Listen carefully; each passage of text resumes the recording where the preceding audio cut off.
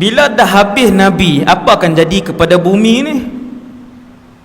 Ni nak masuk ke Dajjal ni, bukan keluar tajuk ni tuan, ni mukadimah. Tajuk Dajjal 3 jam. Kita start 7.40, 8.40, 9.40, 10.40. Pakai balik awal lah lagi. Saya ringkaskan malam ni 1 jam saja. Boleh? 1 jam 10 minit ke 1 jam 15 minit, kita tengoklah, insya-Allah.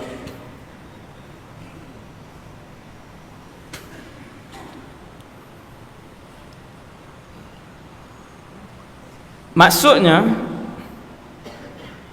bila manusia ini akhir penciptaannya, kemudian nabi-nabi yang dipilih oleh Allah telah pun habis. Sampailah ke Nabi dan Rasul yang terakhir, iaitulah Nabi kita Muhammad ibn Abdullah sallallahu alaihi wasallam. Selesai. Nabi pun bagi tahu kepada para sahabat, sesungguhnya umat ini, mafhum, umat ini akan melihat dan menghadapi 2 keadaan yang paling sukar yang tidak dihadapi oleh umat lain. Tuan-tuan, umat ini akan menghadapi 2 keadaan yang paling sukar yang tidak akan dihadapi oleh umat lain. Nombor 1, umat ini akan menyaksikan kiamat. Dan yang kedua, umat ini akan berhadapan dengan satu fitnah yang besar semenjak Allah menciptakan bumi ini sampailah kiamat. Tidak ada fitnah yang lebih besar dari fitnah itu. Fitnah itu ialah fitnah Al-Masihid Dajjal. Siapa yang akan hadapi? Umat ini. Maka ini adalah 2 berita yang buruk yang paling ditakuti oleh semua para nabi dan rasul, yang paling dirisaukan oleh para nabi dan rasul. 2 benda ni, tuan-tuan, sampai malam ni 1439, kedua-dua benda ini belum berlaku. Boleh jadi tak kita yang hidup 2017 ni akan melihat 2 perkara ini? Boleh jadi, sangat-sangat.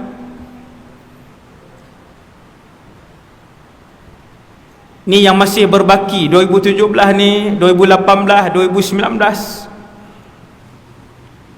Generasi yang masih hidup inilah yang ada kemungkinan akan melihat dan menghadapi 2 kejadian besar ini. Wallahu a'lam. 2 benda ni. Bila malaikat Jibril dia datang kepada Rasulullah satu hari, malaikat Jibril datang dengan rupa paras seorang manusia yang berjubah bersih dan putih, rambutnya hitam berkilat. Kemudian malaikat Jibril yang datang dalam rupa orang ni, dia tanya beberapa soalan kepada Rasulullah sallallahu alaihi wasallam. Semua sahabat tak tahu yang tu adalah Jibril.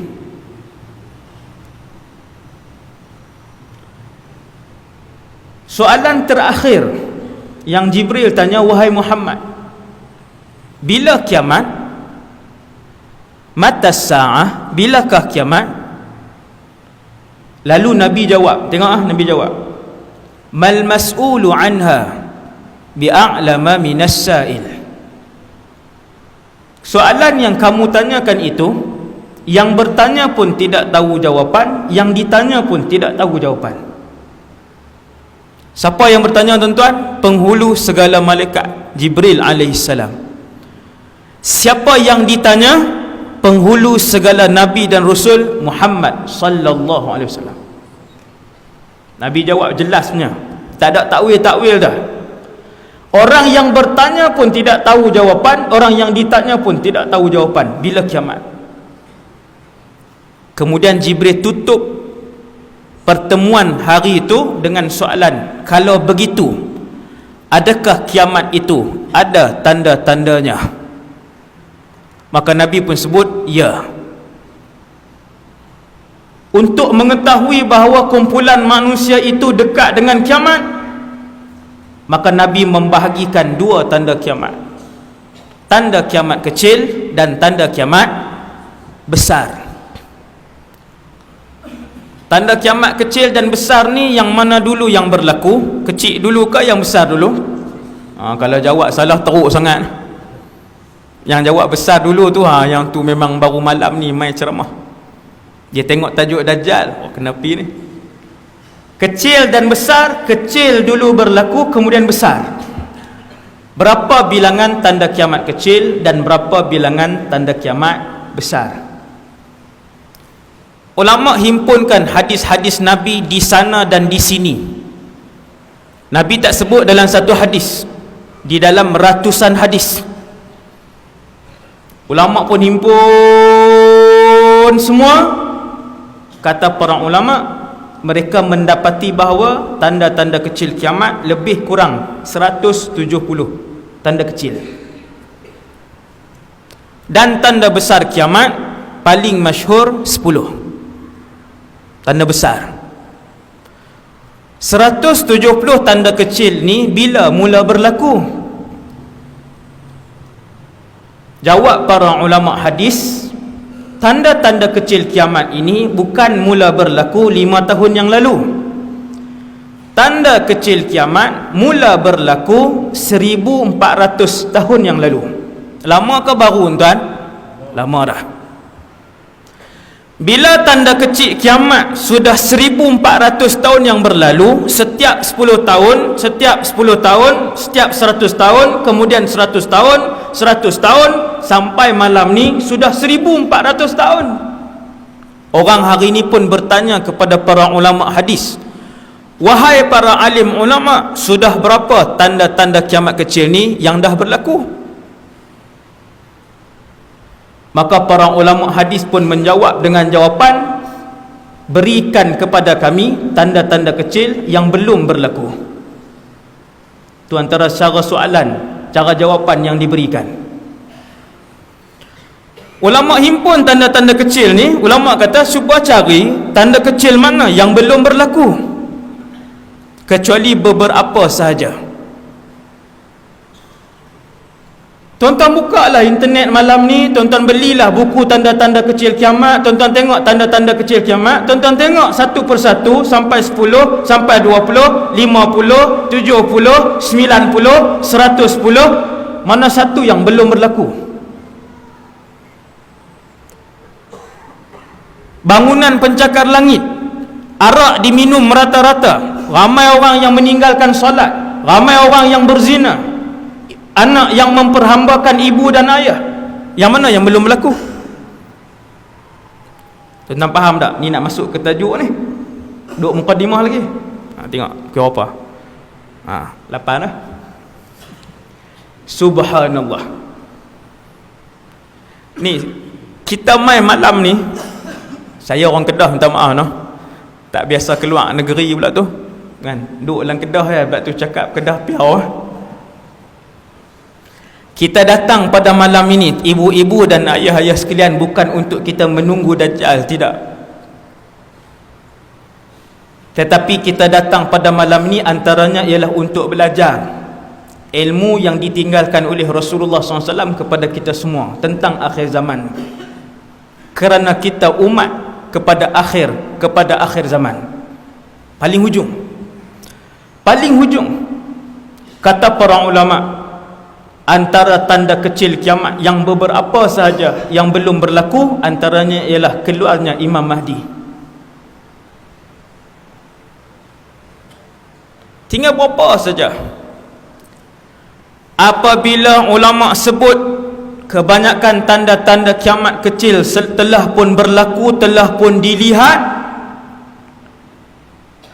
maka selesai tanda kecil kiamat, kata Rasulullah, kalau pagi ni lengkap ke semua tanda kecil kiamat, maka tengah hari itu akan keluar tanda besar kiamat yang pertama.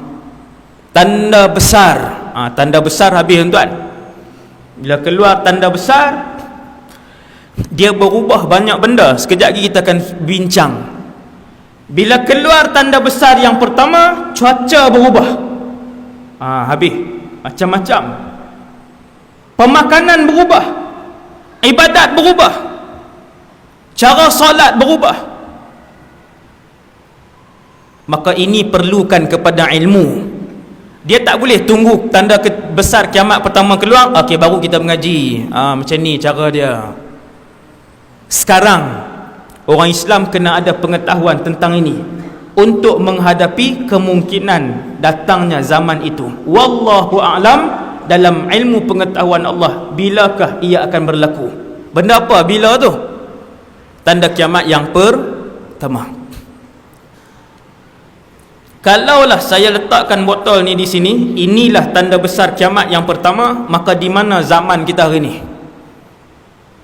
Kata Rasulullah, untuk keluar tanda besar kiamat yang pertama, apabila kalian melihat tanda-tanda kecil kesemuanya telah berlaku.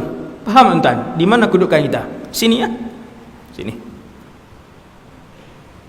Sebelah menyebelah dah. Sebelah menyebelah dah kita ni, zaman ni. Ya Rasulullah, tanda besar kiamat yang pertama itu akan muncul apabila kesemua tanda kecil selesai. Ya Rasulullah, bagaimana kami nak tahu bahawa tanda kiamat yang pertama itu sangat dekat? Maka Nabi pun sebut satu hadis kepada para sahabat. Saya bacakan kepada tuan-tuan pada malam ni. Tuan-tuan tengok hadis dan petanda yang Nabi sebut tu berlaku ke tidak lagi.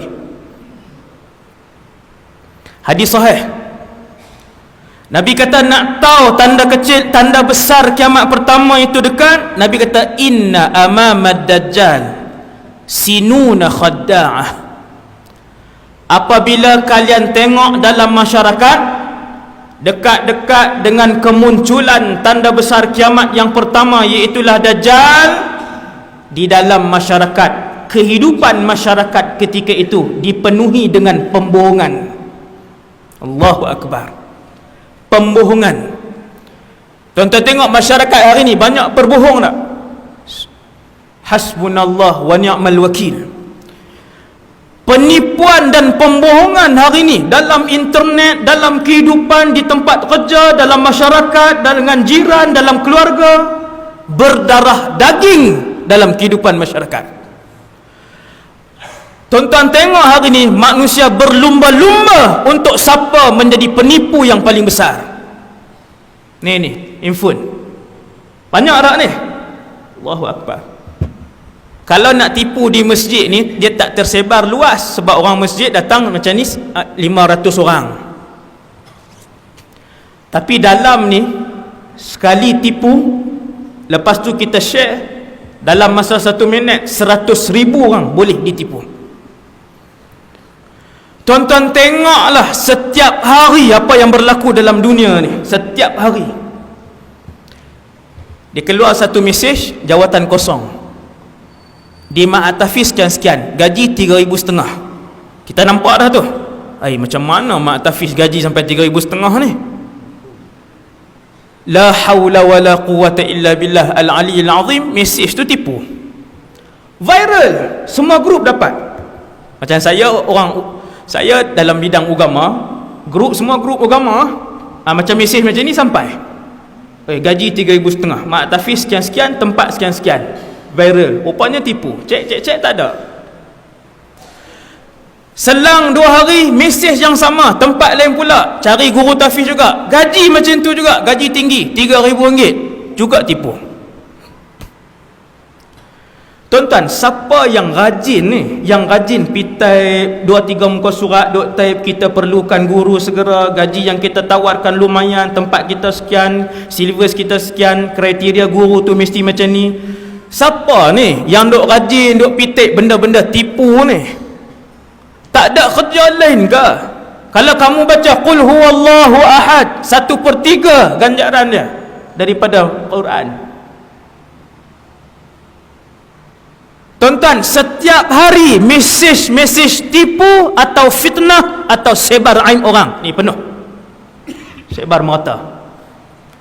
Tetapi fitnah dan tipu itu apabila sampai kepada orang yang beriman, maka dia akan berhenti di situ.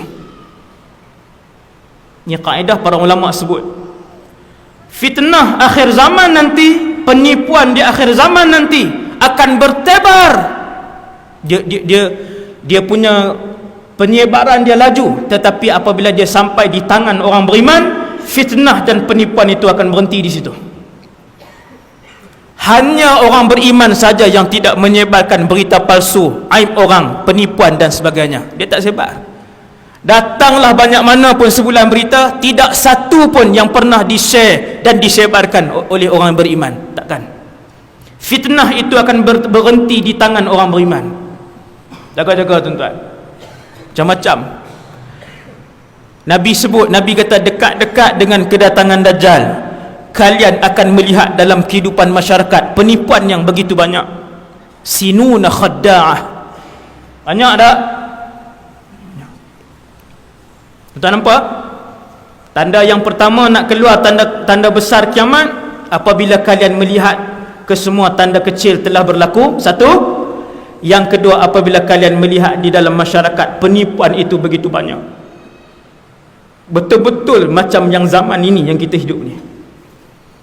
Tuan-tuan, orang tipu buat umrah daripada 10 tahun yang lepas sampai tahun ni 2017 masih ramai lagi ribuan yang ditipu dengan umrah ni, pakej umrah tersadai di KLA dan sebagainya. Umrah murah RM4,000.